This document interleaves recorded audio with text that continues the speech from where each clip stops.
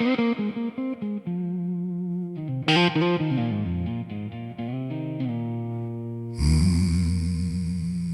day I stopped explaining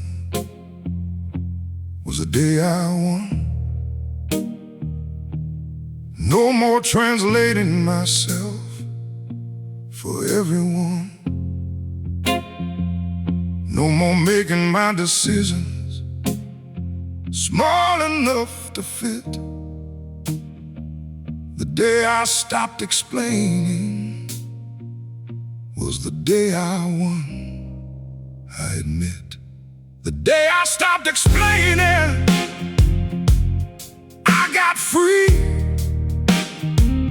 from the prison of requiring everyone to see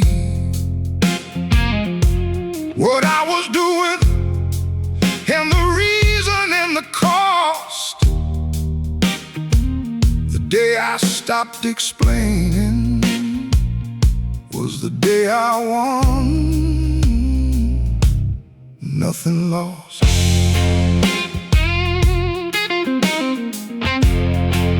Oh, I spent years in the courtroom of other people's minds, presenting my case daily, reading between their lines, adjusting what I said to match what they could hear, editing the truth down to something they'd call clear. And still the verdict came back the same as it had been, too quiet or too distant or something in between.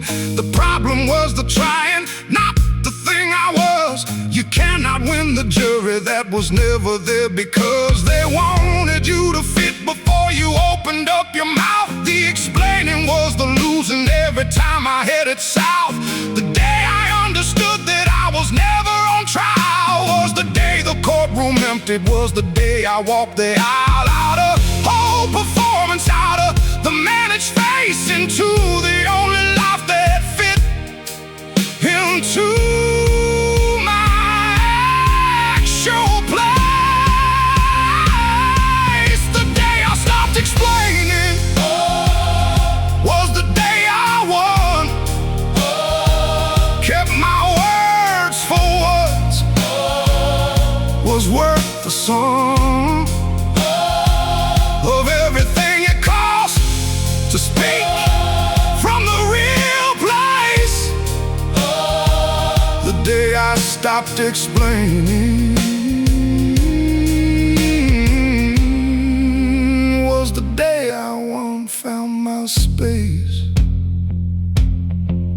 Men who explain too much are advertising fear. They're asking for permission to be exactly here. I learned that in a boardroom, I learned it in a home, I learned it in the cold street, walking back alone. The men who commanded respect were not the ones who told the most about their reasons, the ones who just were bold enough to stand inside themselves without the running commentary, enough to let the work speak without the glossary. I put the glossary down in the middle of a year that had been asking daily for me to make things clear. I made nothing clear, I just made a move, and the move was cleaner than anything I could prove. Some things lose power the moment you explain. Some men become smaller every time they stake a claim, in language, in the telling, in the showing of the hand. The strongest man I know let the silence understand. The day I stopped explaining was the day I won.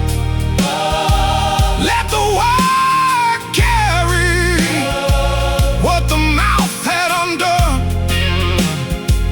Let the results be the only voice that spoke. The day I stopped explaining was the day I won the yoke. Came off my shoulders, off my chest, off everything. The day I stopped explaining was the day I learned to sing.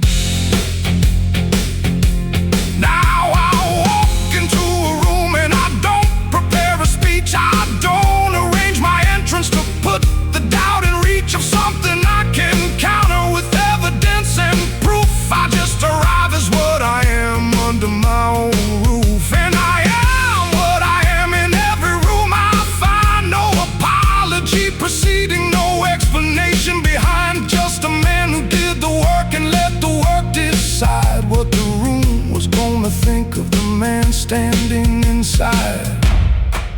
The explaining was the leash I put on my own neck. The explaining was the fence I built to manage the wreck of a confidence that didn't know it didn't need the words. The silence was the freedom I was holding back like bites. The day I stopped explaining was the day I won. Lord, stopped explaining, yeah.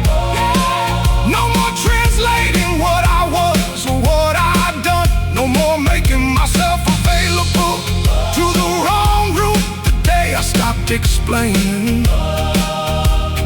Clear the gloom, Lord, stopped explaining. One, every room owned.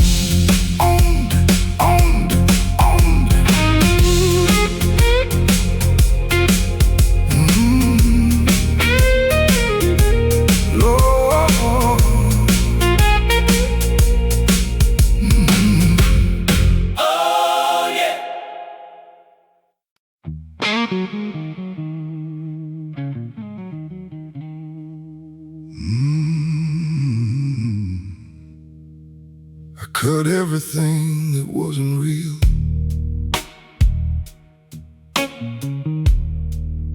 Every fake hand, every bad deal. Every voice that needed me smaller to feel tall.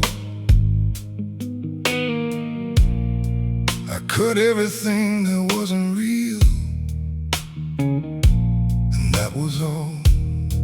I cut everything that wasn't mine. Every borrowed dream, every blurred line. Every crowd that needed something I couldn't give. I cut everything that wasn't real and learned to live. I used to carry more than I owned, more obligation than bone, more versions of myself than I had, more apologies than I'd done bad. I kept the peace for rooms that didn't deserve the peace I gave. I stayed inside arrangements that were comfortable as a grave. Clean and dark and structured, but nothing grew in there. I paid the written pieces of myself that I couldn't spare. So I made a list of what was real and held it to the light. Everything that didn't pass, I let go in the night. Not dramatically, not with a speech, not with a scene for anyone to keep. Just quietly removing what was costing me more than I was willing, more than I could be. I cut everything that wasn't real. Stop performing what I didn't feel. Stop shrinking for the rooms that couldn't hold my size. Well, I cut everything that wasn't real. Open my eyes. Some friendships are just habit, dressed up in a warmer name. Some loyalty is just the fear of changing and the shame. I kept people past their season, past the point they gave, past the point the honest version of me could behave. Inside those walls and still be the man I said I was. I cut them not with anger, I cut them just because. A man who keeps the dead things around him in the name of time is choosing the familiar over the life he could design. So I cut with a clean hand, and I cut without a look back.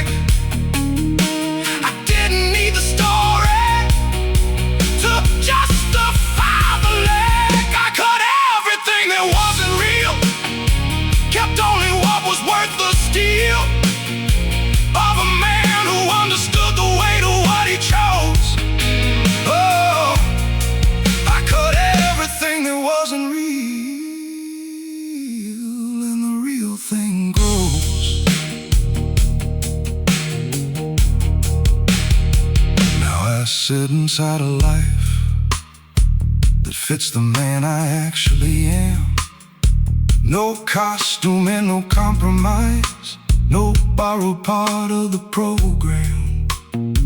Every person in this picture earned the picture they are in. Every room I walk inside is a room I chose to begin. Inside of on my own terms, with the weight I actually carry. Nothing extra, nothing false, nothing that I have to marry to a version of myself that never really was my own. The cutting was the making was the bone. Real things don't require performance. Real things don't need the noise. Real things sit beside you and don't compete for your voice. A man who's cut to what is real is the most dangerous thing around, because he cannot be moved by what he's already cut down. I cut everything that wasn't real. Lord, cut it dead, every dead weight, every broken deal, every version of myself I kept for someone else. I cut everything that wasn't real and kept myself, kept myself. Cut it all, yeah.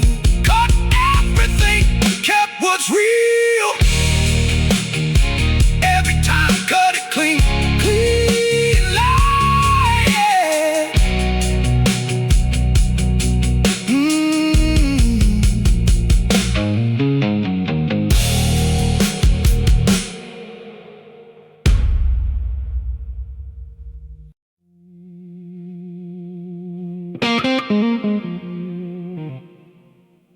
I chose myself, and I did not apologize. Didn't ask the room, didn't consult the compromise. Didn't wait for a permission that was never gonna come. I chose myself, and I did not apologize to anyone.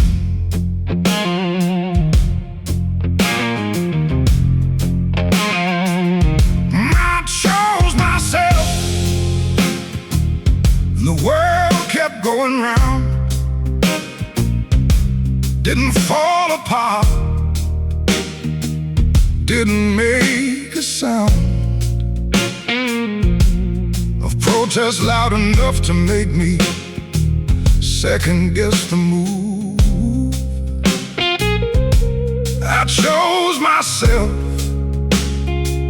and I did not apologize.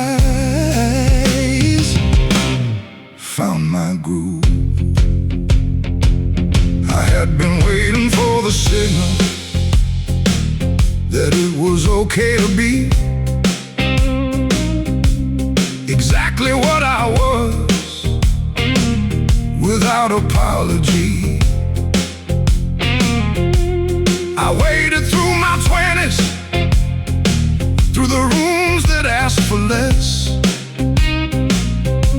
through the versions of myself designed to pass the test. Of other people's comfort, of other people's frame, of the version of the man they needed me to become. And somewhere in the waiting, I understood the trick.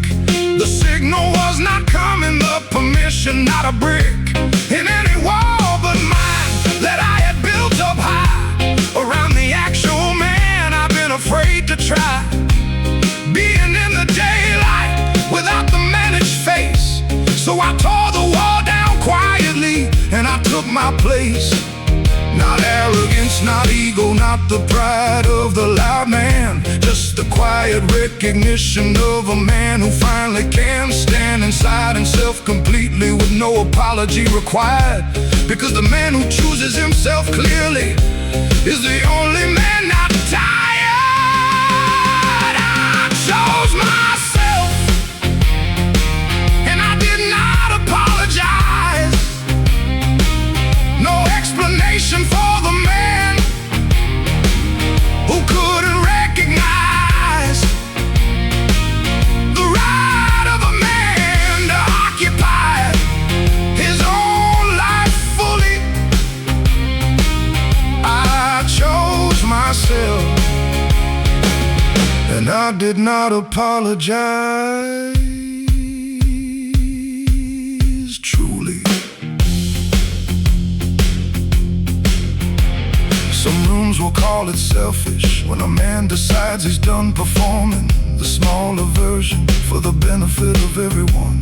But the selfishness of shrinking to accommodate the crowd cost the man inside the shrinking everything he was allowed to be.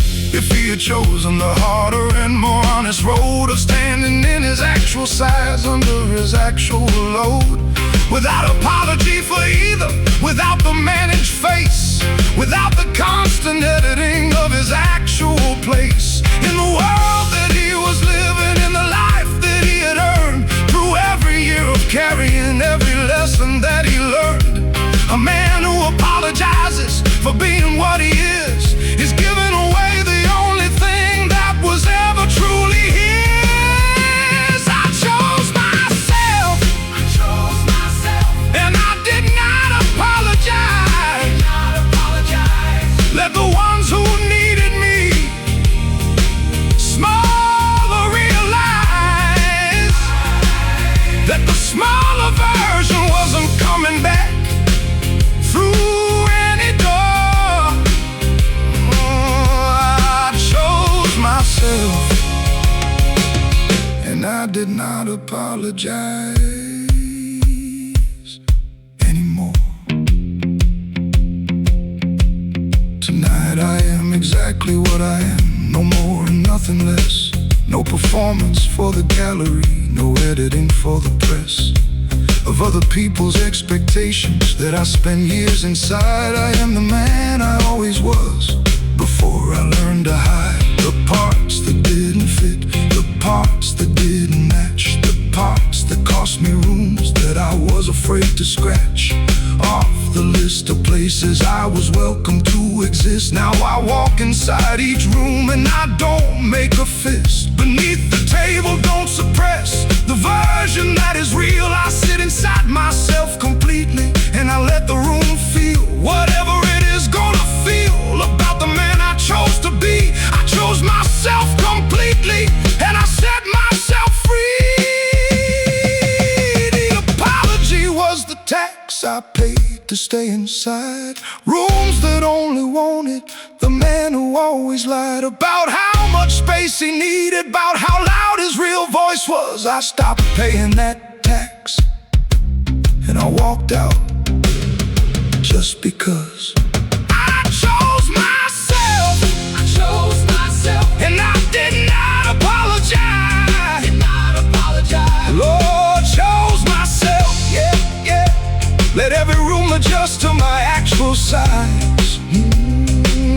No more managing the man inside the chest. I chose myself, and I gave myself the rest. Lord, chose myself. No. The rest. I chose myself. No, chose myself. Yeah, chose myself. No, chose myself.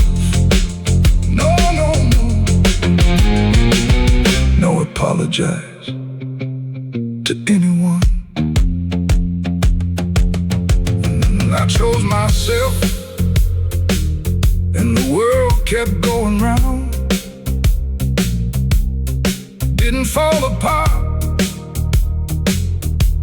didn't make a sound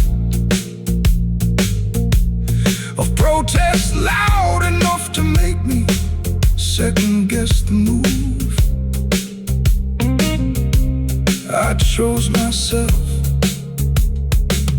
and I did not apologize.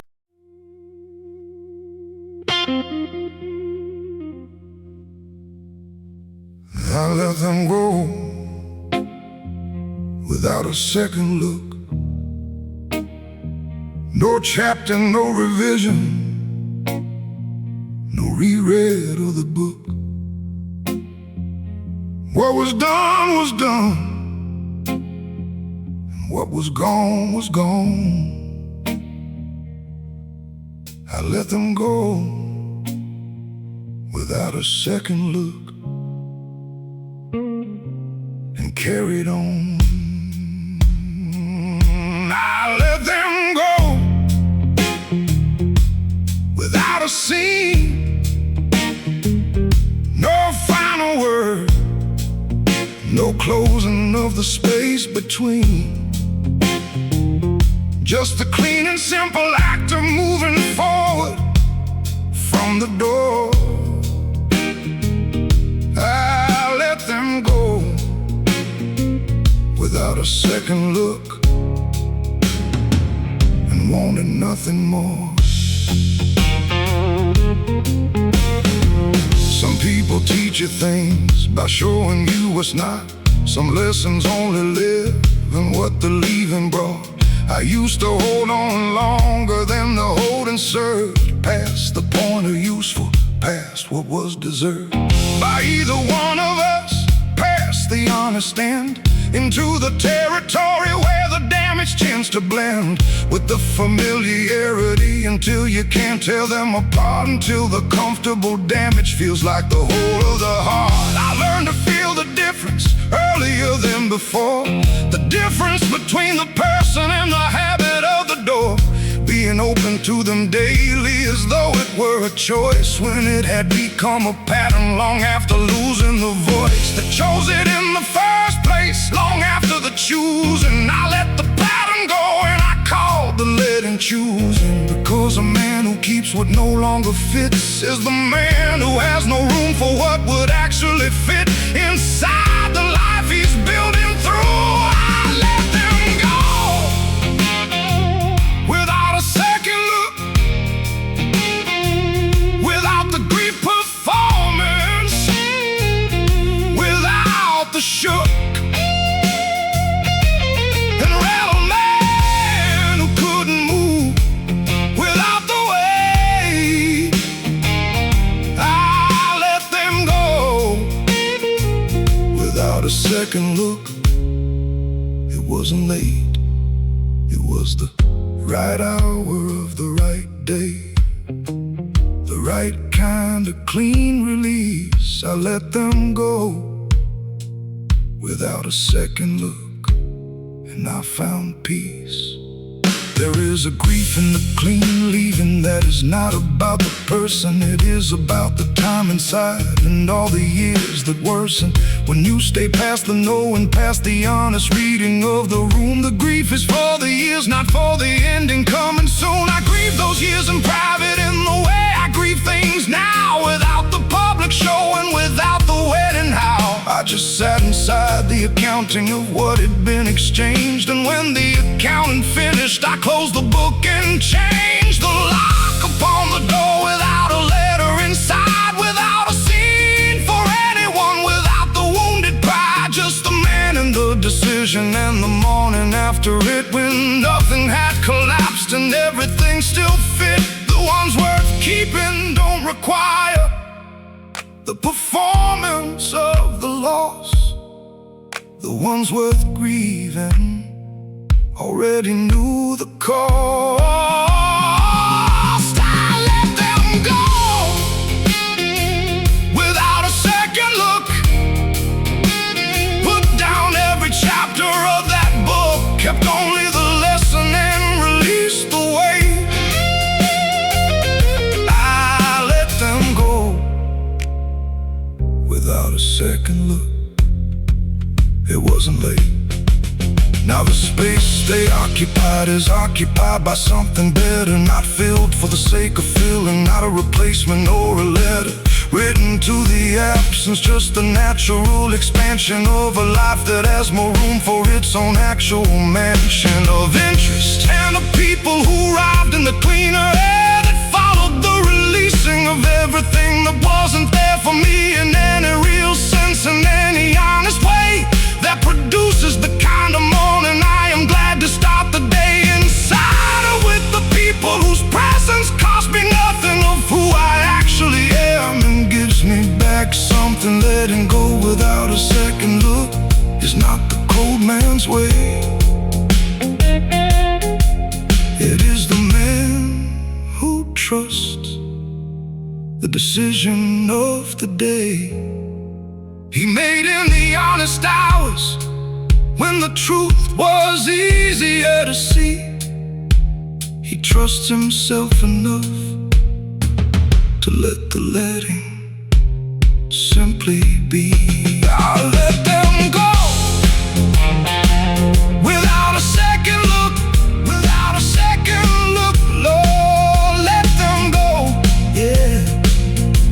Closed every chapter of that heavy book, kept the lesson, dropped the weight, kept the rope. I let them go without a second look. Carried on, carried on, carried on. Lord, let them go.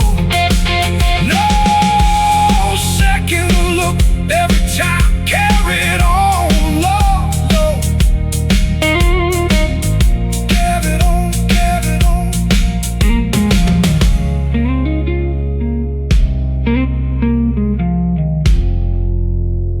No second look.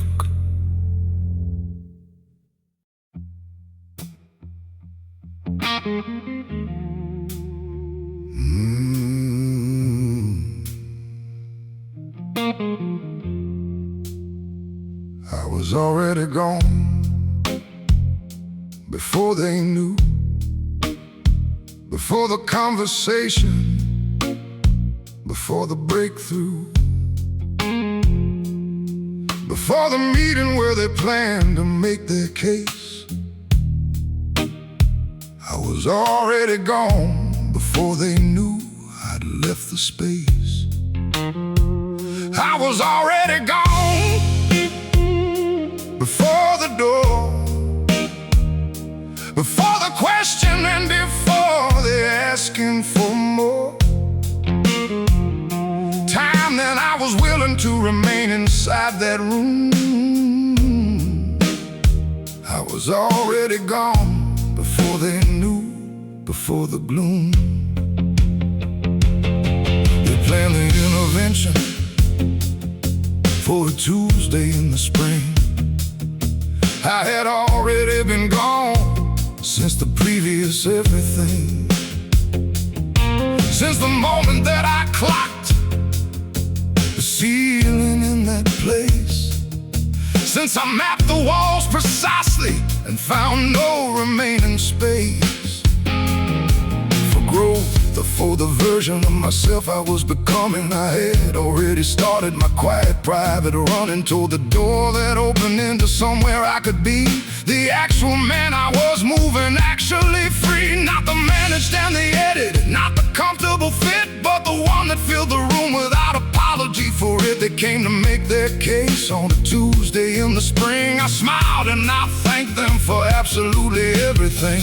And I was already gone 3 months before I left, gone in every real sense, long before the final breath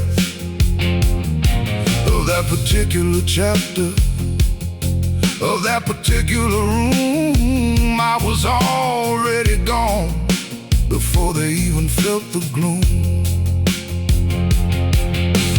This is how I leave things, not with fire and not with cold, not with a final statement, not with a story to be told.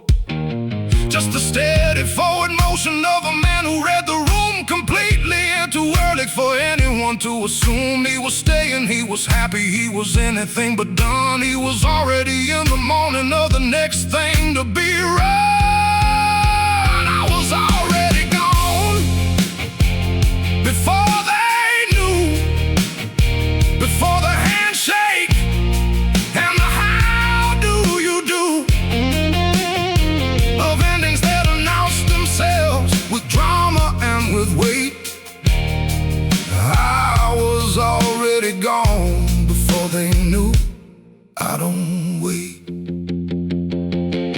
I watched men stay inside the burning because the burning was familiar, because the shape of even damage can begin to feel peculiar in the way that foreign things feel when you've lost the frame of reference for what the undamaged life felt like before the preference.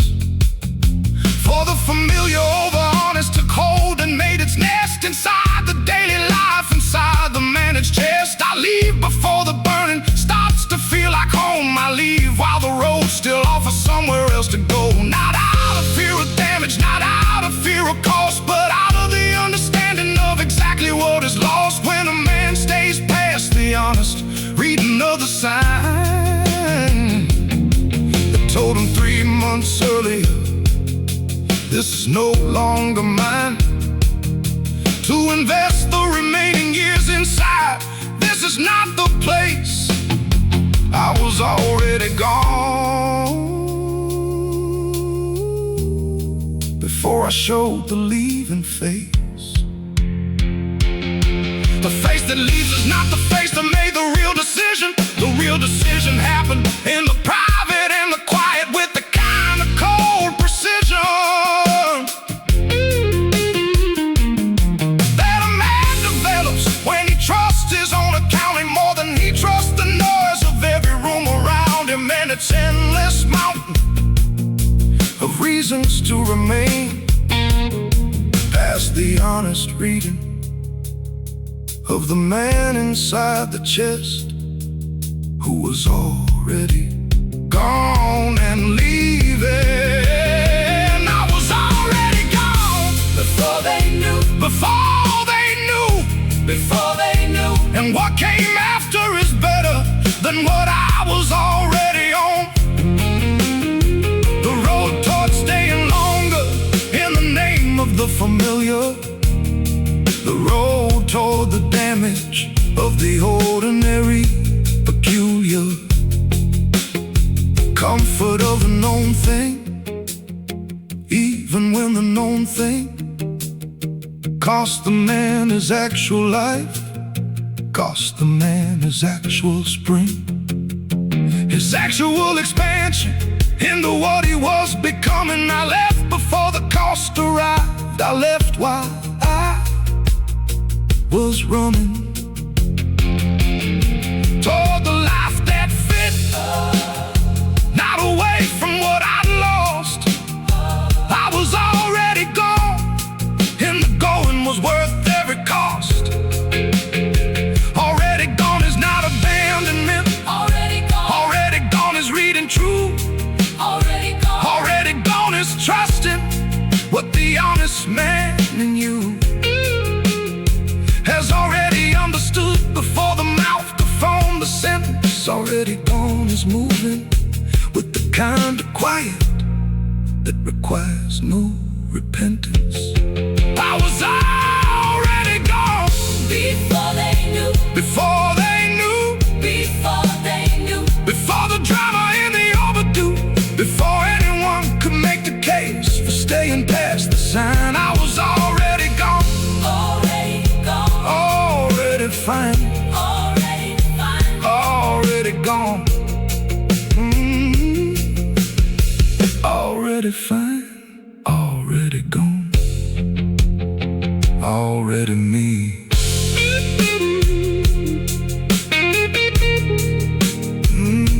Already me, already me.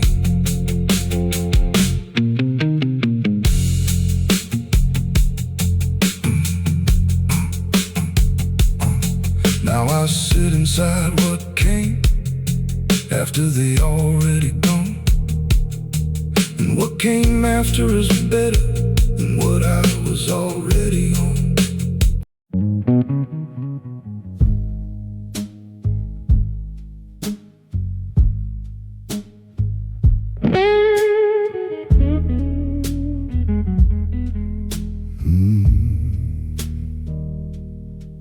I've been rained on since the year I learned to stand. Cold came early, nobody held my hand. Not because I had no one, I had my share of love. But some lessons only come from what you're made of. The first time the world hit me, I went down to one knee. Stayed there long enough to understand the ground beneath me. Then I stood, not because someone told me to rise, but because staying down felt like the bigger compromise. I didn't learn to fight the rain, I learned to walk inside it. I didn't learn to hide the weight, I learned how to divide it. I learned to walk in the rain without bending, learn to carry what breaks other men without ending. I learned to walk in the rain, Lord, without bending. Not because I'm harder, just because I kept attending. Every morning that arrived, I answered when it came, and I learned to walk in the rain without shame. I worked jobs that ate the daylight, both ends and the middle. I've watched men smarter than me fold, that's part of the riddle. It's not the gifted ones who last, the ones who last are plain, the ones who tie their boots back up and walk into the rain.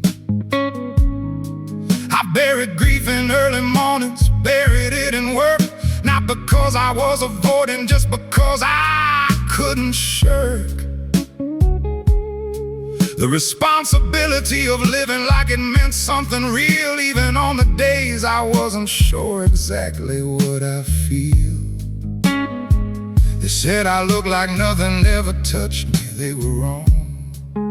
Everything has touched me, I just chose to carry on. I learned to walk in the rain without bending, learn to carry what breaks other men without ending. I learned to walk in the rain, Lord, without bending. Not because I'm harder, just because I kept attending. Every morning that arrived, I answered when it came, and I learned to walk in the rain without shame. I've loved a woman who deserved more than I gave. I've stood at graves and said nothing's saved. The words for the long walk home when no one's looking, when the night does all the talking, all the booking of accounts between yourself and who you said you'd be. I've settled up those debts in private, just me and me. No absolution offered, no confession taken down, just a man and his decisions in a quiet, empty town. I've seen the storms that flattened men who had more than I had, more money, more connections, still went sad. Because the storm don't care about your resources or your name. It only cares about the thing inside the inner flame that either holds or doesn't in the moment of the test. I don't know what I'm made of, I just know I passed the rest. And every time I passed it, I became a little more the man I always needed, the one I was looking for. Slow, bare halftime. There were nights I sat so still the darkness thought I'd gone. There were mornings I was running only on the idea of on. Not on faith, not on fire, not on anyone's belief. Just the stubborn ancient habit of a man who doesn't leave. I don't want your admiration, I don't want a song or plaque.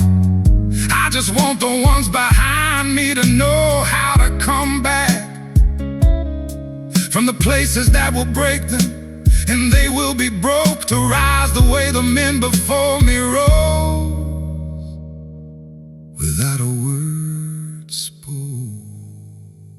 Fine, I'm older and the rain feels like an old familiar friend. We've been through enough together, it knows I don't bend. It still comes, Lord, it still comes, hard and cold and long. But I've become the kind of man who walks through it in songs. I learned to walk in the rain without bending, learn to carry what breaks other men without ending. I learned to walk in the rain, Lord, without bending. Not because I'm harder, just because I kept attending every morning that arrived.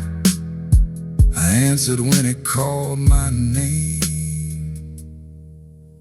and I learned, Lord, I learned to walk in the rain. I'm not gonna tell you it gets easier. I'm gonna tell you something better. You get stronger than it.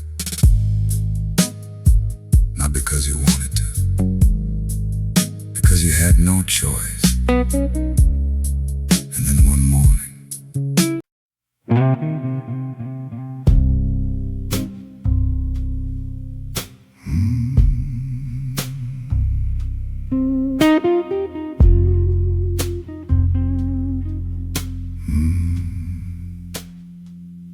everything I am was built and quiet. No audience, no need to try. Just long nights and longer days, stacking weight in unseen ways.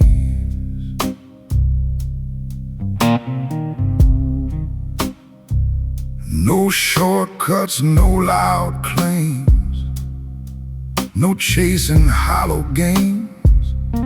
Just slow work, steady hand, becoming something they don't understand. Every brick placed without a sound, every loss turned into ground that I could stand on stronger still. Forged by pressure, shaped by will. You don't notice what is built this way until it's standing here to stay. Built in silence, stone by stone. Everything I held, I own. No need for seeds I haven't sown. Built in silence, alone.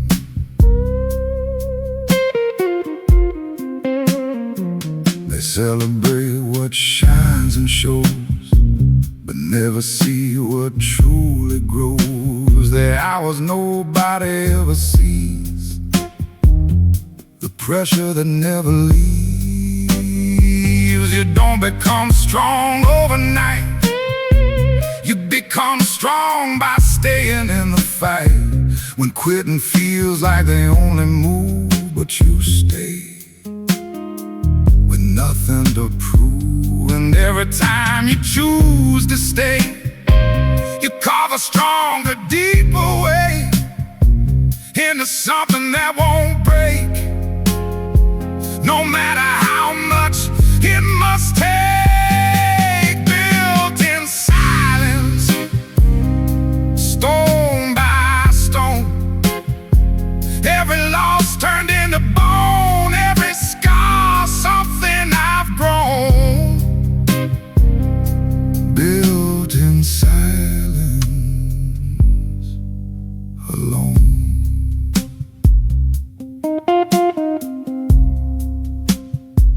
I lost things I won't replace, people, time, pieces of space. But I didn't fold, didn't collapse, just adjusted and closed the gaps. That's how a man evolves for real, not by what he says, but what he seals inside himself, locked away until the right old final day. And no one sees it, no one knows how deep that foundation goes.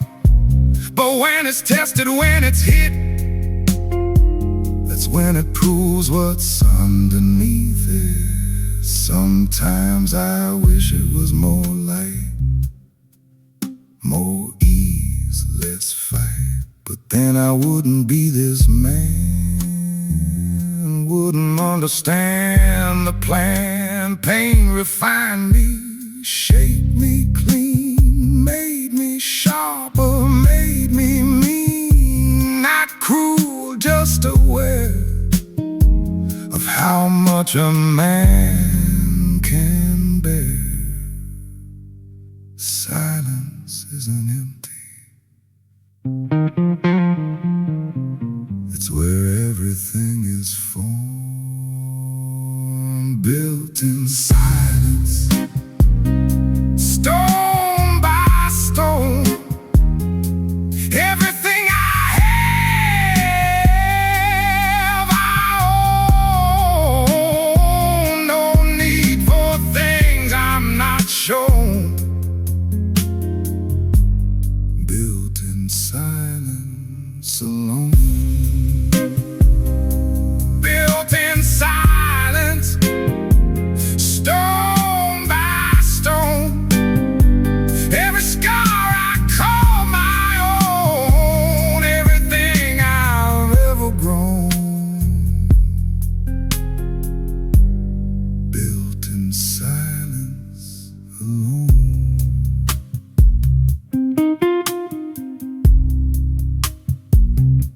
They'll never know what it took to build you.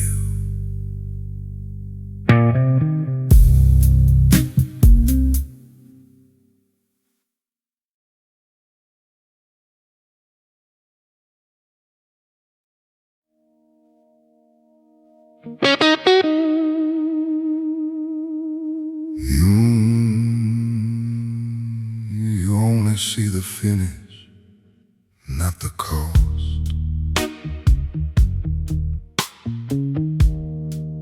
You only see the standing, not the lost. You see the man in front of you, composed and built and clear. You don't see every winner it took to get him here. You only see the finish, not the cost.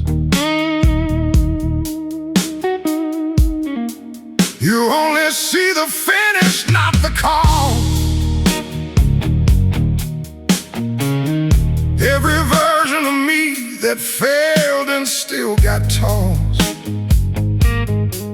into the fire again until something harder came. You only see the finish, not the cost, not the pain. There's a version of this body that worked in cold that nobody counted, that showed up when the wheel was empty and everything was undiscounted, that ate alone and drove in silence and didn't tell a living person, that inside of it the pressure was only building and not worsening into something better. It was just pressure, pure and simple, the kind that doesn't offer explanation, the kind that builds itself in the chest and waits for any small provocation. And I learned to carry that without a sign, without a visible reaction, because real strength is not in the noise of the breaking, it's in the subtraction. Take away the comfort, take away the ease, take away the crowd and everything it sees. What's left is what was always there beneath the surface of the man, a quiet burning discipline that runs deeper than a plan. You only see the finish, not the cost. You only see the standing, not the loss. You see the man in front of you, composed and built and clear. You don't see every winner it took to get him here. You only see the finish, not the cost. My grandfather built a house with 40 hours a week of overtime remaining, from a wage that barely covered what the family needed and the land kept claiming. He never mentioned it, not once, not a single recorded conversation where he said he was tired or afraid or close to the edge of his foundation. He just kept laying brick and beam and window frame and door and morning, like the building was the answer to the question he was forming about whether a man is what he says or whether a man is what remains when you strip away the language and you count the honest gains, which were never money, never recognition, never someone saying thank you, friend. Just a house that stood for 60 years and stood until the end. That's the cost you never see, that's the price the quiet men pay in the long years between the starting and the arrival of the day. They celebrate the monument, they never ask the ground, they never asked what had to stay buried for it to be found. The silence underneath the structure, the man beneath the stone, the decades of decision made entirely alone. You only see the finish, not the cost. You only see the standing, not the loss. You see the man composed and controlled and clear. You don't see every season it costs to bring him here. You only see the finish, not the cost. I sit here with this glass and think about the version of me that almost didn't make it, the version that was tested by a year so cold I nearly couldn't take it. Not dramatically, no moment of collapse, no single thing that broke the spine, just a slow accumulation of a pressure line crossing over every line. And yet I'm here, and yet the glass is steady, and the hand that holds it doesn't shake, and the eyes that face the room tonight know exactly what is real and what is fake. That's the cost you never counted, that's the price tag nobody reads. That's the man who built himself from nothing, but his discipline and what he bleeds when nobody is watching, when the room is gone to sleep, when the city's gone to quiet, when it's just a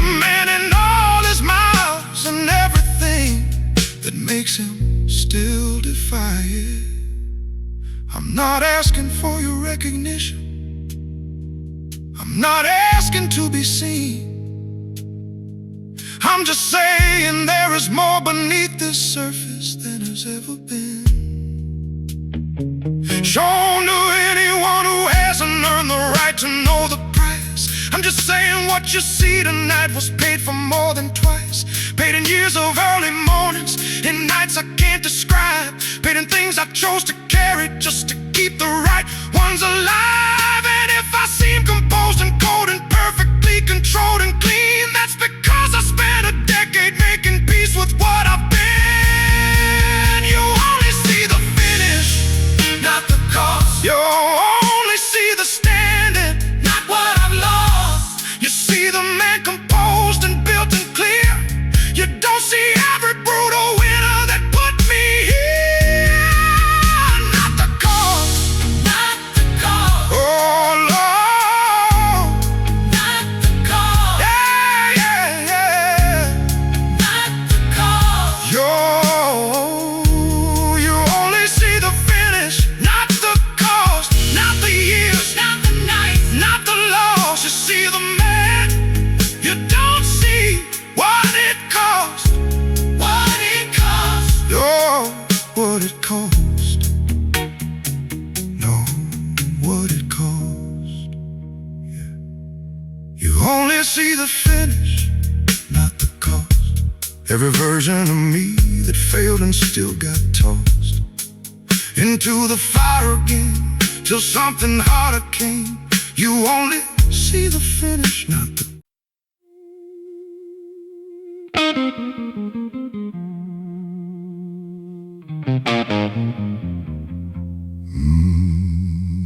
Discipline was the only church I ever trusted, the only altar that was never cracked or rusted, the only practice that returned exactly what I gave. Discipline was the only church, from the cradle to the grave. Discipline was the only sermon that held true, the only doctrine that delivered on what it said it'd do. Every morning at that altar I arrived alone. Discipline was the only church that I could call my home. I was raised in the presence of institutions that claimed to offer the man who committed to them fully the kind of structural support that would hold regardless of what arrived in the personal life of the man who had placed his faith in them, and one by one across the years. Those institutions demonstrated the conditionality of their support, which was always contingent on the man's continued performance of the loyalty they required, and not on the man's actual need. And I learned from this the hard lesson that no external institution, however venerable, however well-intentioned, however surrounded by the evidence of its historical usefulness to men who had preceded me, could be trusted in the way that the internal practice could be trusted. Because the internal practice had no agenda separate from the man's own development, and could not be revoked by a change in the external circumstance, and could not be taken by any loss, however significant, and could not be diminished by the opinions of any room, however persuasive. And I transferred my faith accordingly. Not to the cold and joyless life that the word discipline suggests, to men who have not practiced it long enough to feel the warmth it generates inside the man who shows up for it every single morning without exception, and without the need for the morning to be welcoming before he arrives at the work. The practice generates the warmth, and And the warmth is more reliable than any warmth that arrives from the outside. Because the outside is not under the man's control, and the practice is. Discipline was the only church I ever trusted. The only foundation that was never once adjusted. Downward to accommodate the things I didn't want to face. Discipline was the only church that held its place. The morning practice has been the one constant in every version of my adult life, across the relationships that changed, and the jobs that ended, and the places I lived, and the people I lost, and the versions of myself I outgrew and had to leave behind in the rooms where they stopped being useful. And what the constancy of the practice produced across all those changes was a continuity of self that would not otherwise have existed. Because the self that is defined only by its external circumstances changes every time the circumstances change, and has no stable center to return to when the circumstances become unfamiliar. But the self that is defined by its practice has a center that is independent of the circumstances, and can be located and inhabited even in the middle of the most significant disruption.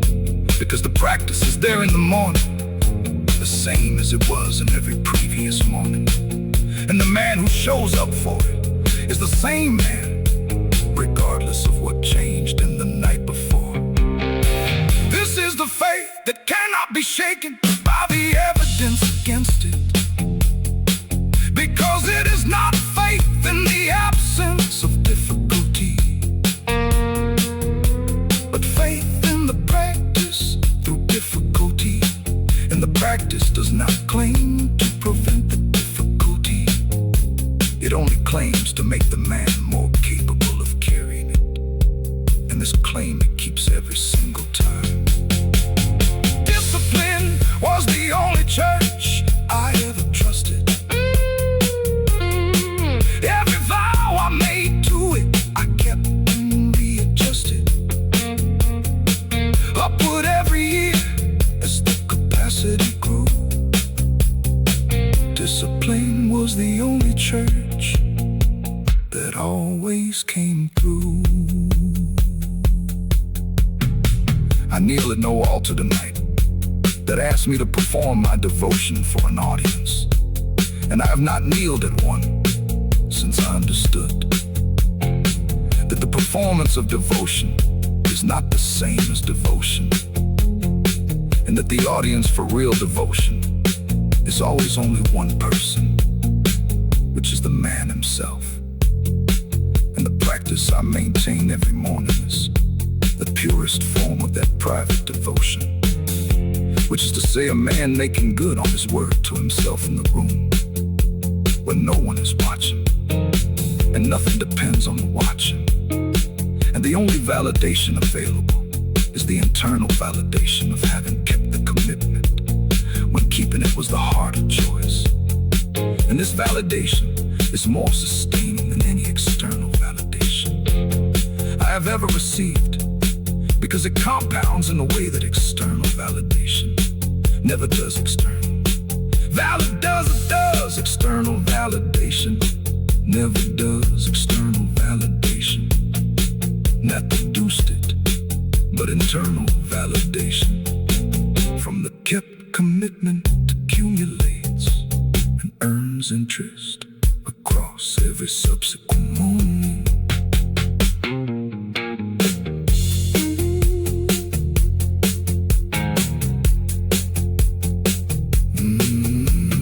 Discipline was the only church I ever trusted. The only altar that was never cracked or rusted. The only practice that returned exactly what I gave. Discipline.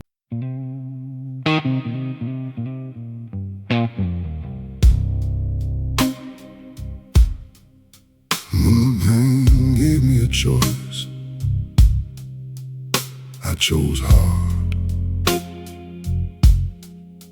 Not the easy exit, not the comfortable yard, not the version of myself that fit inside the frame. When the pain gave me a choice, I chose hard, I chose flame. When the pain gave me a choice, I chose the road that nobody had pre-cleared and nobody had showed, that required everything I had and then a little more. When the pain gave me a choice, I walked through the hard door. Pain is not only damage, it is also information, and one of the pieces of information it reliably delivers to the man who is present enough to receive it is the information about who he is under the conditions that reveal character, which are always the conditions where the choice is real, where both options are available and the easier option is genuinely available and not a fantasy. And the choosing of the harder option therefore costs something real. And the man who consistently chooses the harder option when the easier option is genuinely available is building something in himself that the man who consistently chooses the easier option cannot build. And that thing is the knowledge born from repeated evidence that he can be trusted to choose the harder thing when it matters. And that knowledge is the most important knowledge a man can have about himself, because it is the knowledge that allows him to take on the larger commitments and the heavier responsibilities with the confidence that the man inside will not fold when the folding would be easiest. Every time the pain arrived and offered me the easier version of the life I was living, I took a moment to understand what the easier version would cost me in the longer accounting. And I chose accordingly, which was not always the harder option, but was more often the harder option than the easier option. As the years continued and the practice of choosing deepened into something that resembled instinct. When the pain gave me a choice, I chose hard, chose the long road over the shortcut, chose the scar over the smooth surface that hides what it conceals. When the pain gave me a choice, I chose what heals. The moment of choosing is always smaller than the story we tell about it afterward, because in the story of the choice, there is weight and drama and significance, and the man in the story is aware of the significance as he makes the choice.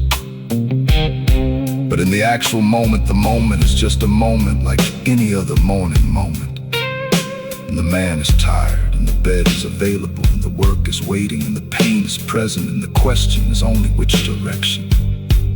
The man moves, and the man who moves toward the work and away from the bed and into the pain rather than away from it is not always aware that he is building something in that moment. He is usually just aware that this is what he does, and that the doing of it is the identity. And the identity requires the doing, and the doing requires the continuing. And the continuing is the whole discipline distilled into the single act of moving in the right direction when the wrong direction is available and warm, and not without its own kind of logic.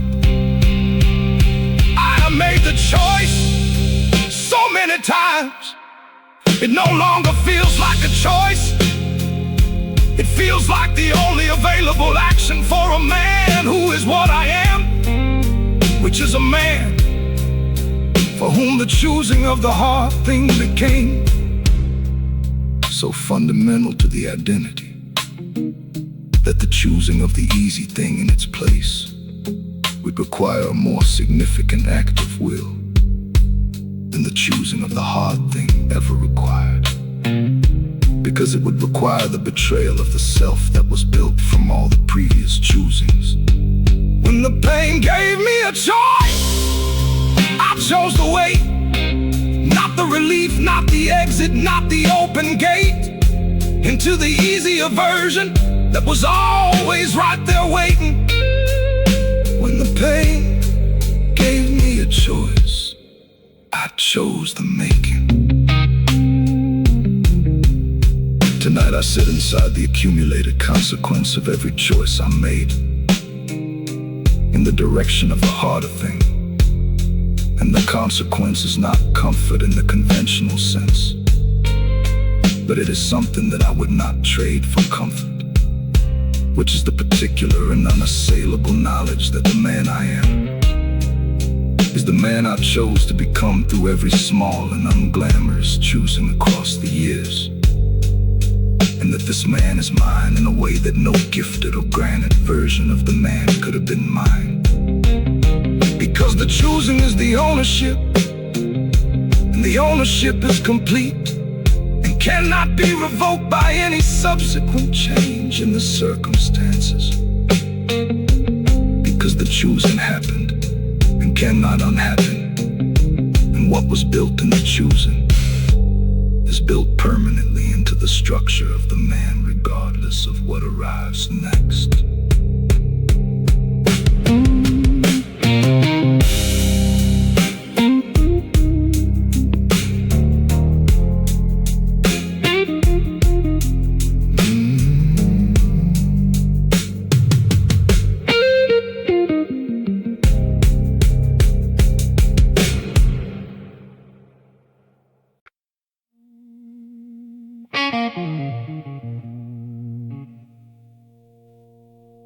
When everything fell apart,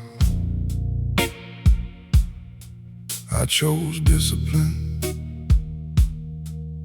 Not the bottle, not the anger, not the giving in, not the version of myself that burns the whole thing down. When everything fell apart, I chose discipline, I chose the ground. When everything fell apart, I chose the work, not the exit, not the numbing, not the comfortable hurt. I chose the 5 a.m., I chose the cold, I chose the fight.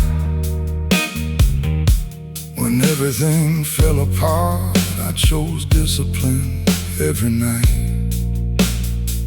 There was a year I will not fully name even to myself in the quieter hours, when the accounting happens that presented me with a set of options, and the options were real, and all of them were available, and some of them were considerably more attractive in the short term than the one I eventually chose, which was to get up the next morning and do the work, regardless of what the work cost me in the state I was in, which was considerable, and to continue doing the work the morning after that, and the morning after that, until the mornings accumulated into a streak, and the streak became an identity, and the identity became the man, and the man became someone who, when the next version of that year arrived, which it did, had already built the infrastructure to receive it without being finished by it. And the infrastructure was entirely made of the accumulated mornings of choosing the discipline over every other available option.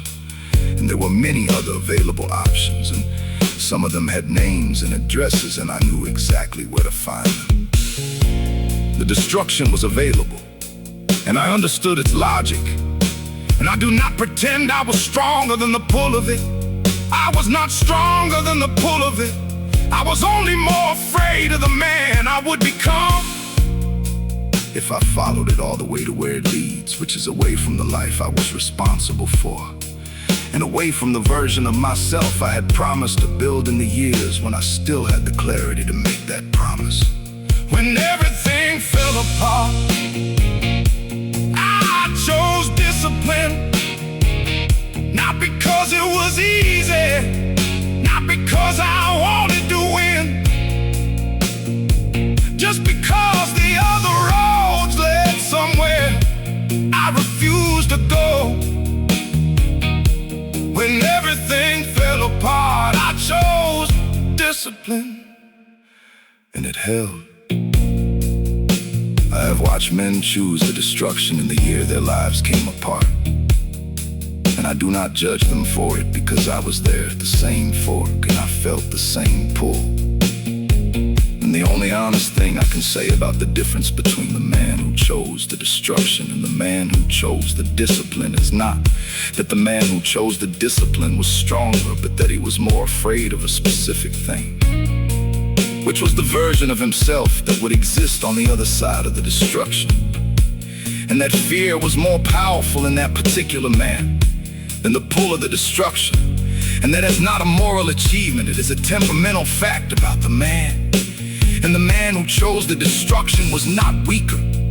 He was simply less afraid of that specific thing and more overwhelmed by the immediate weight of what had happened. And both of those responses are human, and both of them are understandable. But only one of them produces the man who is still building 10 years later. Discipline in the year everything collapses is not the discipline of the comfortable year. It is a different and harder practice entirely. It is the discipline of a man who has lost his reason for the discipline and has to find a new reason from inside the ruins and build the practice back up from the ground on nothing but the decision that this is what he's going to be, regardless of what just happened. When everything fell apart, I chose discipline. Built the morning practice from the rubble I was in. No audience, no witness, no one keeping track but me. When everything fell apart, I chose discipline, and I came free.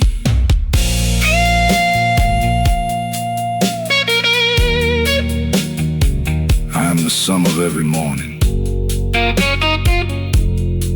I chose the work over the alternative, and the sum is considerable now, because the mornings have been accumulating for longer than I initially committed to, when I made the first commitment, which was only to make it through the immediate crisis.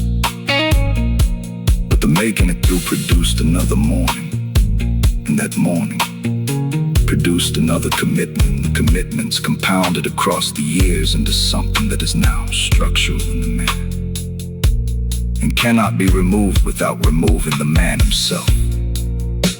And I sit here tonight, understanding that the version of me that chose the destruction in that year would not be sitting here, and would not have built what I've built, and would not have built what I've built, and would not have the particular quality of stillness that comes from being the man who kept his word to himself across every test. When everything fell apart, I chose discipline every night.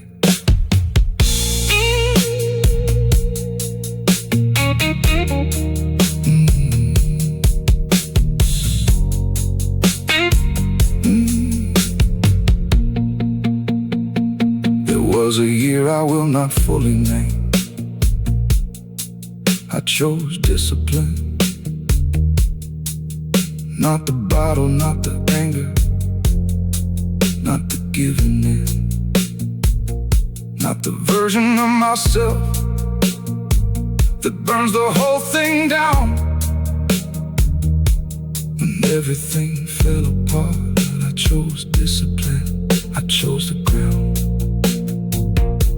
When everything fell apart, I chose the work. Not the exit, not the numbing, not the comfortable hurt.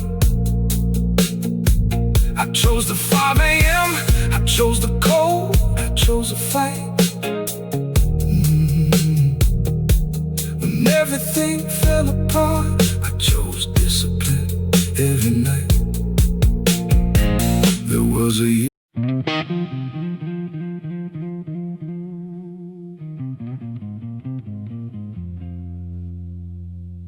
I carried the pain. It never carried me. Never let it steer the man I was trying to be. Never handed it the wheel, never gave it the road. I carried the pain. It never carried me. I owned the load. I carried the pain. It never drove me down. Never wore it like an excuse, or wore it like a crown. It was mine to hold and mine to move and mine to use. I carried the pain, it never carried me. I got to choose. The difference between the man who is carried by his pain and the man who carries it is not the amount of pain. It is the direction of the authority. And the direction of the authority is determined not in the moment of impact, which is where everyone looks for it, but in the long quiet months after the impact, when the initial response has faded, and the man is left alone with the ongoing fact of the damage, and has to decide what kind of relationship he's gonna have with the ongoing fact. And there are really only two options available to the man in those months, which is to organize his life around the pain as a central fact that determines what is possible and what is not, or to organize his life around the work as a central fact and to carry the pain as one component of the life that is organized around the work, rather than as the organizing principle itself. And the man who makes the second choice is not less affected by the pain. He is often more aware of it and more honest about it than the man who is carried by it, but he has placed the authority in a different location. Every man I have respected carried something I could see in the way he moved through a room, not in the absence of the weight, but in the fact that the weight was behind him rather than in front of him, that he was pushing it rather than being pushed by it, that the direction of travel was still his to determine, regardless of what was in the load. I carry the pain, it never carried me, kept it in the back where it belonged and let me be the man in front of it, the man who set the pace. I carried the pain, it never carried me. I kept my place. There is a version of the strong man that the culture offers, which is the man who does not feel the pain.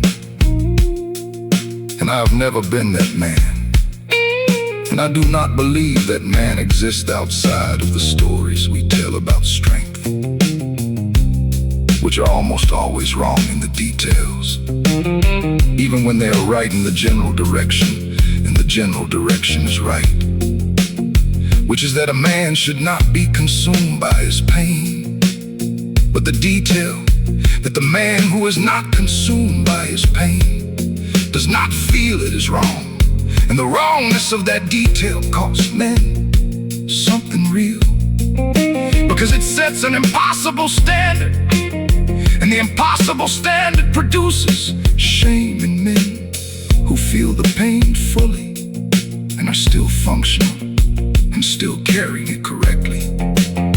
And the shame is not productive, it is just an addition to the load. And I would rather have the honest version which is that the strongest men I have ever known felt everything fully and carried it anyway, without using the feeling as a reason to stop carrying. Feeling it completely and being consumed by it are not the same thing, and the conflation of those two things is responsible for more damage to more men than almost any other misunderstanding in the available literature on what strength actually looks like in the body of a man who is living a real life with real weight in it. I carry the pain, it never carried me, felt every inch of it, and still moved free. Still chose the direction, still set the speed. I carried the pain, it never carried me. That was the creed. Tonight the pain is present, the weight is always present, which is not loudly and not dramatically, but is a background reality of this body that has absorbed what this body has absorbed. And my relationship with it is one of acknowledgement without surrender, which is the only relationship with pain that produces a man who can still be useful and still be present and still be the person that the people around him need him to be. And I maintain that relationship across every test. The years have provided, not because I am exceptional, but because I understood early that the alternative was to become a man organized around his damage. And I had seen what that man looked like, and I did not want to be him. And the not wanting was strong enough to produce the practice, and the practice produced the man. The pain is part of the load, and the load is part of the man. And the man is defined by what he does, but the load, not by the weight of it, because the weight is not in his control. But the doing is, and the doing is everything. I own the load.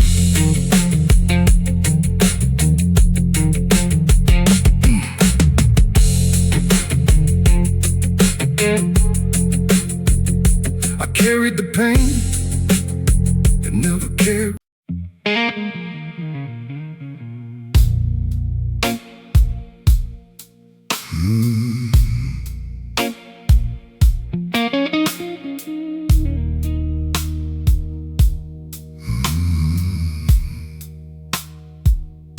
Every hit made me harder, not bitter,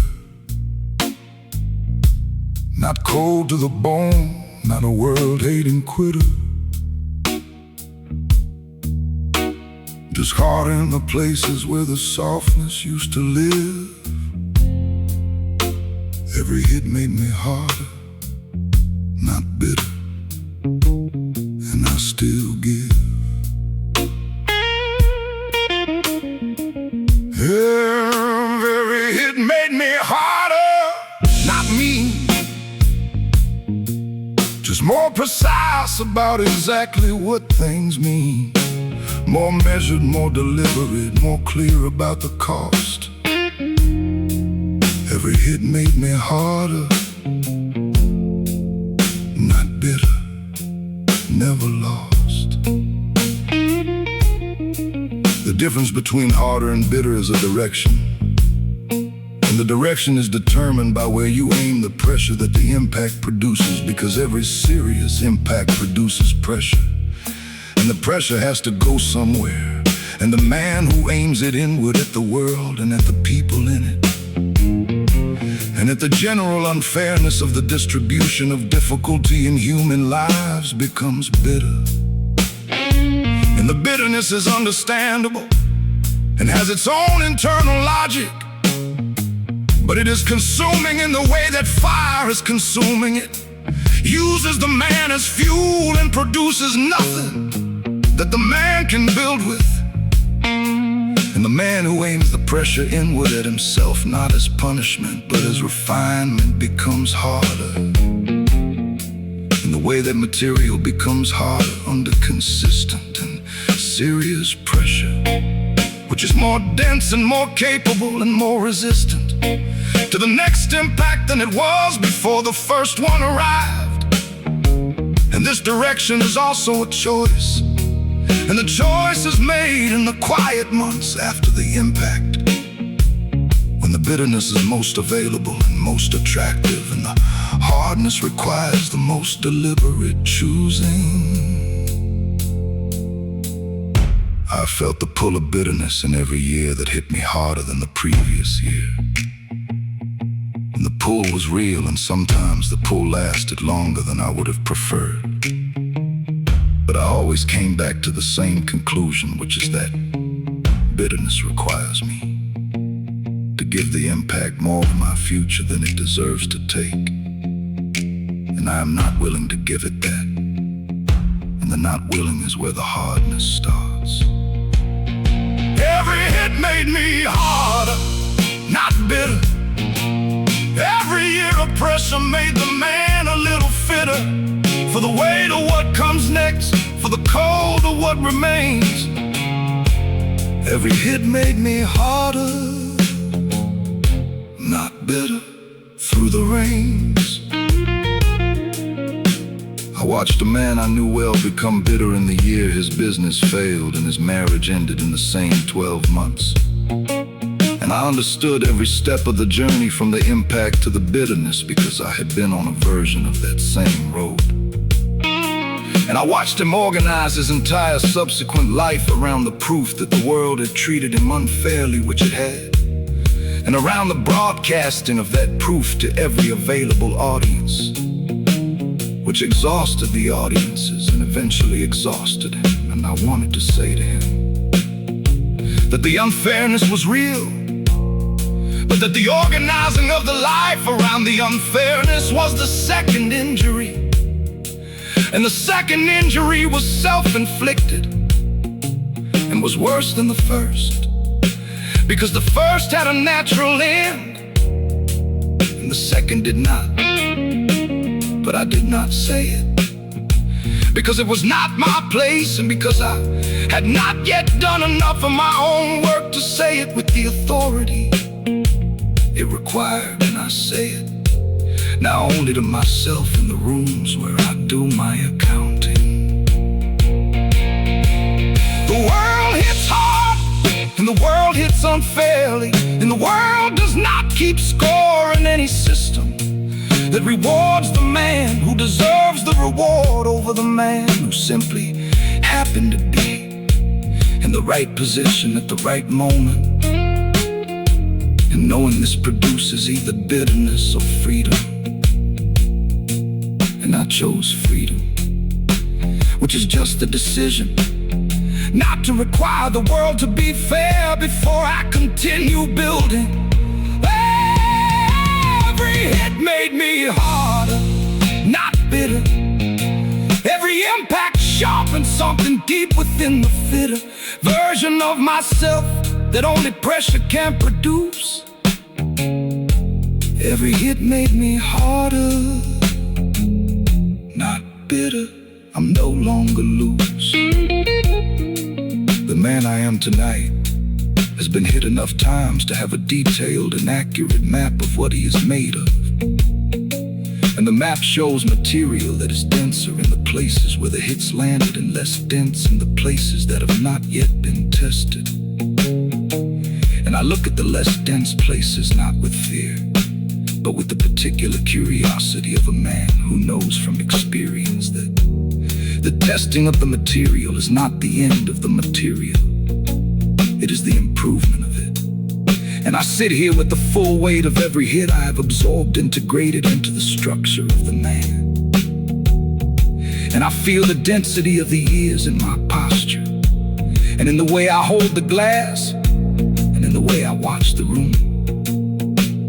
none of it is bitterness, and all of it is information. And the information is this: that the hits were the making of the man, and the man would not be worth the name without them. Harder is not the same as closed it. Is the same as capable of more than before.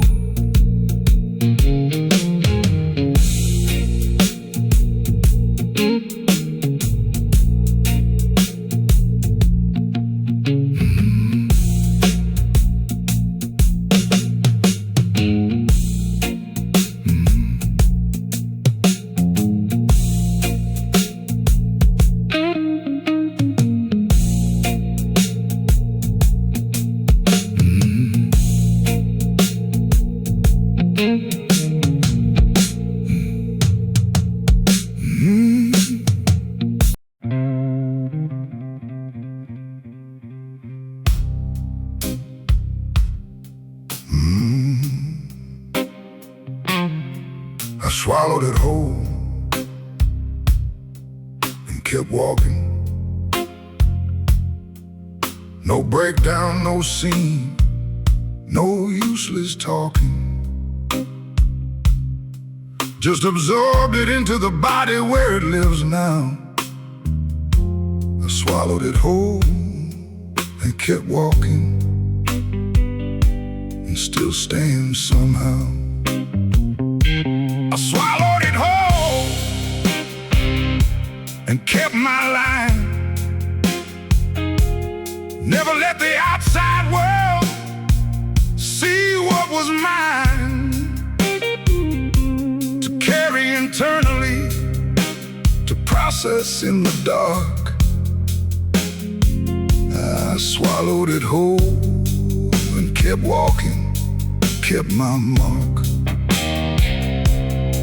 There is a particular swallowing that certain men learn in the families, in the rooms, and the years that produce them, which is not the repression that the psychology literature warns against, but is something more precise and more functional, which is the ability to receive the full impact of a difficult thing, and to contain it within the structure of the man without allowing the containment to prevent the forward motion of the man who is containing it.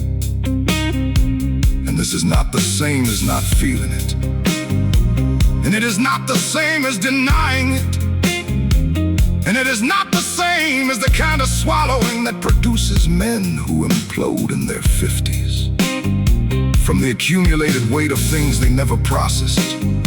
It is the other kind, which is the swallowing that is accompanied by a parallel private processing that happens in the hours and the months alongside the forward motion and produces in the man who practices at a particular density of being. That the man who expresses everything externally as it arrives does not develop, because he has spent it as it came rather than integrating it into the structure. Every man who learned to swallow it whole learned it from watching a man who did it before him, and that man learned it from the man before him. And the chain goes back further than any of us can trace. And what is being passed down in that chain is not damage, it is method, and the method works for the purpose. It was developed for witches to keep a man functional under conditions that would stop a man who had not developed it. I swallowed it whole and kept walking. Let the road be the answer, let the work do the talking. Never put it on the table for the room to see. I swallowed it whole and kept walking. That was me. The year my mother got the diagnosis, I was 300 miles away. And I had people depending on me the next morning, and I made the drive. And I sat in the hospital and I received the information from the doctor. And I sat with my mother and I was present. And I drove back and I was at the desk the next morning. And nobody in that office knew what had happened the night before. And I did not tell them. And I did not tell them, not because I was performing strength, but because the telling would not have helped the situation and would have added a layer of management to the day that the day did not have capacity for. And I had already swallowed it on the drive back and begun the private processing that would continue across the months that followed. And the swallowing was not a suppression. It was a decision about timing and about who had the right to witness what. And the answer was that the witnessing was mine, and the privacy of it was mine, and the processing was mine. And the outcome of the processing was eventually integration. And the integration produced a man who knew something new about what he could absorb and continue through.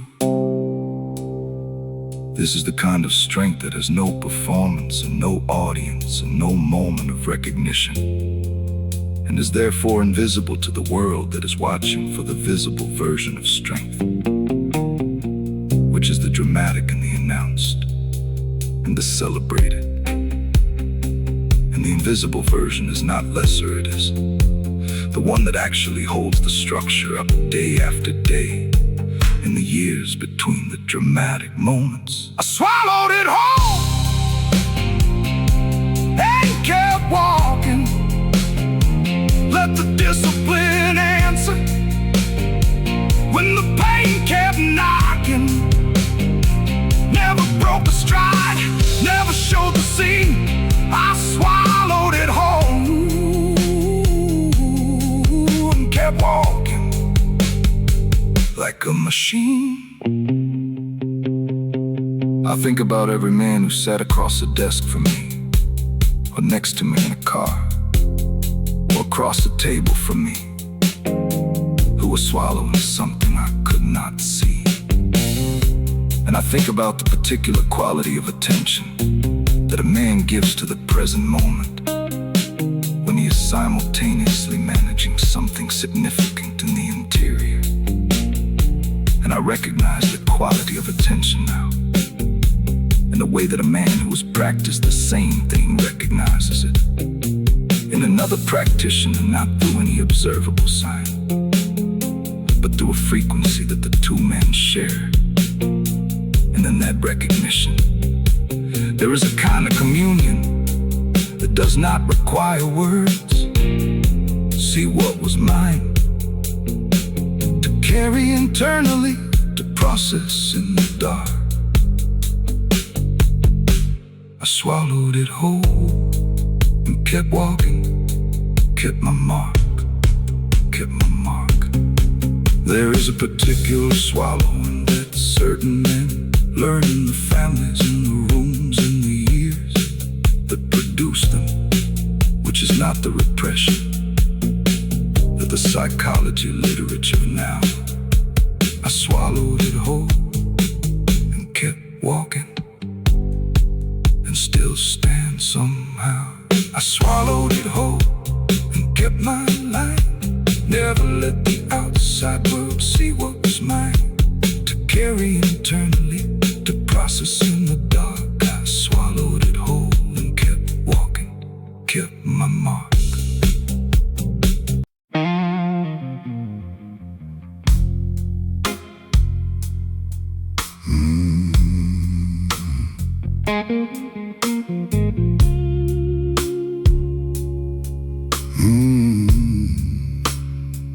I made peace with the pain, not peace with stopping, not the peace of the finished man, not the peace of dropping every burden and walking into the easier version of the road. I made peace with the pain, and I kept the load. I made peace with the pain, it stayed as I stay. We have an understanding at the start of every day. It doesn't ask me to perform it, and I don't ask it to leave. I made peace with the pain, and we both just breathe. Making peace with pain is consistently misunderstood as the same thing as accepting defeat by the pain, which it is not. And the misunderstanding costs men something real, because the men who interpret making peace has given up. Avoid the making of the peace and therefore remain in the adversarial relationship with the pain, which is the more exhausting relationship and which consumes resources that could be used for the building. And I want to be precise about what the peace actually is, which is not the absence of resistance and not the absence of effort, not the acceptance of a diminished version of the life, but is the ending of the particular expenditure of energy that goes into the insistence that the pain should not be present, and the demand that it remove itself as a condition of the man's continuing to function. Because the demand is never met, and the continuing expenditure on the demand is a tax on the man's capacity that produces nothing in return. And the ending of that expenditure is what I mean by the peace, and the ending of it frees the energy for the actual work. The pain is a permanent resident in this body, and I have stopped paying the cost of trying to evict it, and started using what the eviction was costing me for the work. And the difference in what is available for the work after the eviction attempts stop is considerable. And the work product in the years after the peace is noticeably better than the work product in the years of the war. I made peace with the pain, not peace with quitting, not the peace of the man who stopped and started sitting outside of his own life, waiting for the hurt to pass. I made peace with the pain and kept moving fast. There is a man I know who spent 15 years at war with a pain that was not going to leave. And the war was visible in everything he did, in the quality of his attention, and the quality of his presence, and the quality of his work. Because the war was consuming the majority of his available resources, and what remained for the living of the life was the residual. After the war took its share, and the residual was not enough for the life he wanted to be living. And when he eventually made the peace, not through defeat, but through the exhaustion of the resistance, and the dawning understanding that the resistance was the problem and not the solution, something shifted in the quality of everything he produced, and in the quality of everything he was present for. And the shift was not the result of the pain leaving, because the pain did not leave it. It was the result of the resources that had been going to the war, now going to the living. And the living expanded to fill what was available to it. This is the peace I made, and I made it not once, but every time the war started again, which was often in the early years, and less often as the years continued, and the peace deepened from a decision into a habit, and from a habit into the structure of the man. I made peace with the pain that's been here long enough. We know each other's schedules, we know each other's stuff. It shows up in the morning, and I show up too. I made peace with the pain, there's work to do. Tonight the pain is present, and I am present, and the room is present. And everything is exactly as it has been on every comparable night across the years. And the peace is holding the way it holds every night, which is not dramatically and not triumphantly, but quietly and practically in the way that all the real things hold, which is through the accumulated practice of choosing the peace over the war.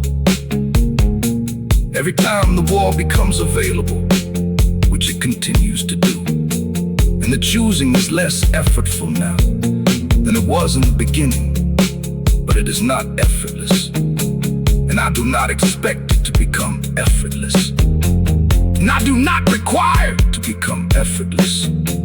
I only require that the peace continue to be the choice I make, and it continues to be the choice I make. And the making of it every day is the discipline, and the discipline is the man making peace with pain.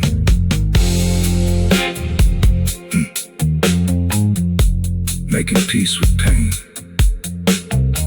does not mean making peace with smallness, and it does not mean making peace with limitation, and it does not mean settling for.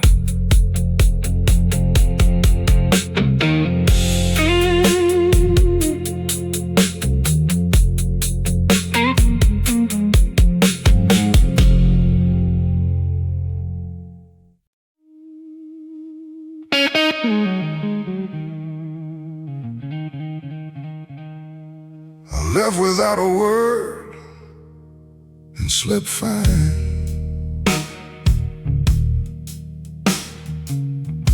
No scene, no speech, no farewell line.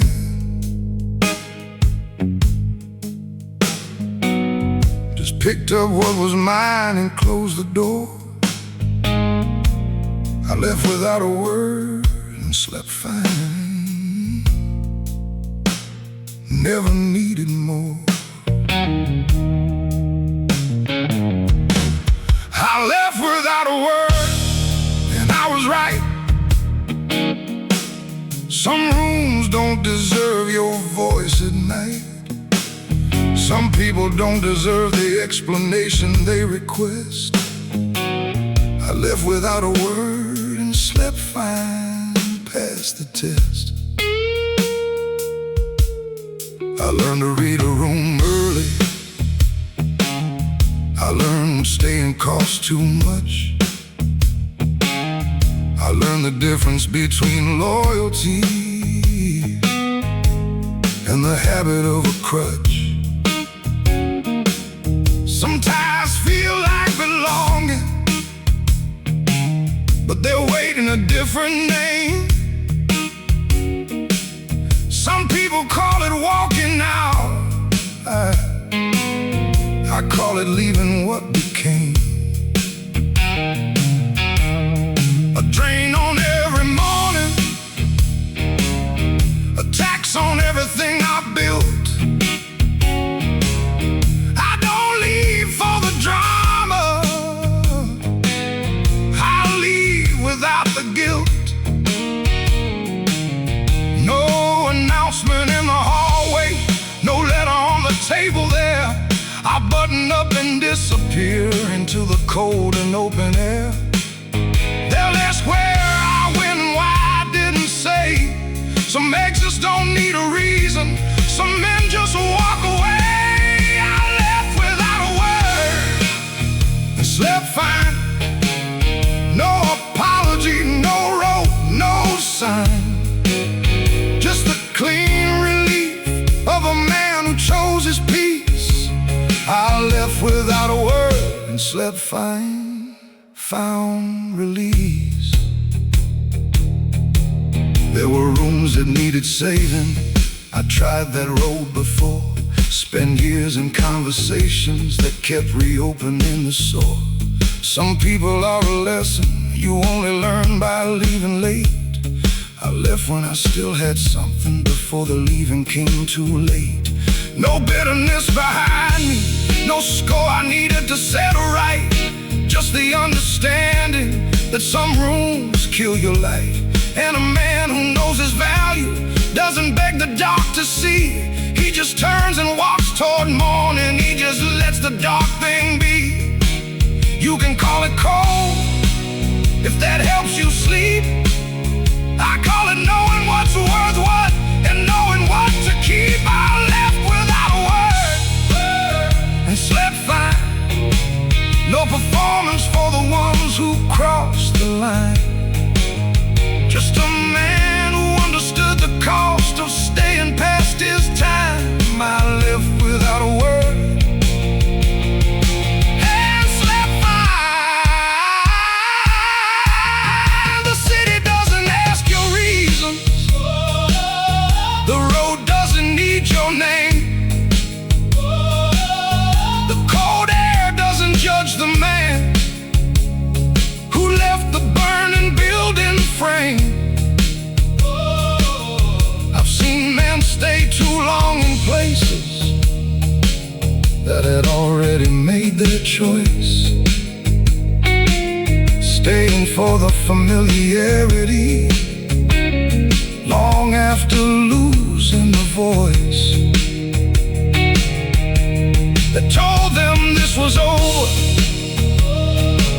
that told them nothing's left to fix. I listened to that voice earlier, and I learned its name at 6 in the morning with the coffee, before the day demanded anything. Just a man and his decision, and the quiet it would bring. Some goodbyes are not dramatic, some are just a door. Some exits have no witness, some leave nothing on the floor.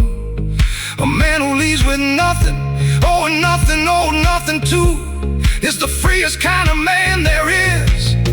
And I left clean, and I left true. I left without a word. It slept fine, Lord, walked away. No scene, no speech, no exit line, just the cleanest kind of freedom a man can find. I left without a word, and I slept just fine, fine. No word, walked away, slept fine every day.